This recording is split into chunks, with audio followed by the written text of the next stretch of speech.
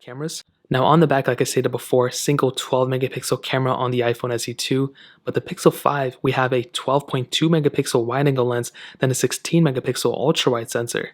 Now when it comes down to the user interfaces on both, you may see that they're kind of roughly the same. There's not one that's like exponentially better. I've been used saying that a lot in this video, but I think personally the iPhone SE2 has a pretty good camera, but it kind of seems to warm the colors out, and hopefully when I do a camera comparison, if I ever do one, you guys will kind of be able to see that. But the Pixel 5 I think does a really good job at kind of brightening up the photos, so you may actually like that. You have portrait mode on both phones, you have, photo, all that stuff. You can do 4K at 60 on both phones as well, but I feel like you still have more options on a phone like the Pixel 5 in terms of, features and stuff than on the iPhone SE2. Now the SE2, like I said, you can do a lot of different things with it. You still have portrait mode on this phone as well, which is really cool. And like I said before, I think 99% of things you're going to do on a camera, you'll be perfectly fine on the SE2. You have a 7 megapixel front facing camera as well. You can do 1080p at 30 on that camera. And like I said, I think a lot of people are going to be totally okay with it.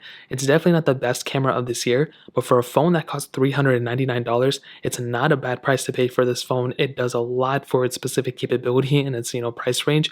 And I think, maybe it could get a little better. I wish it had an ultra wide sensor or something.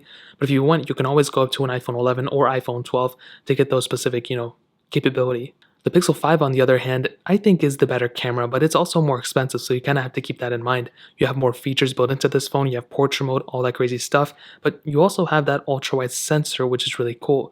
Now, if you're going to use it, if you're not going to use it, it doesn't matter. As long as you have that capability is really nice. You can do 4K at 60 on this as well, just like on the SE2.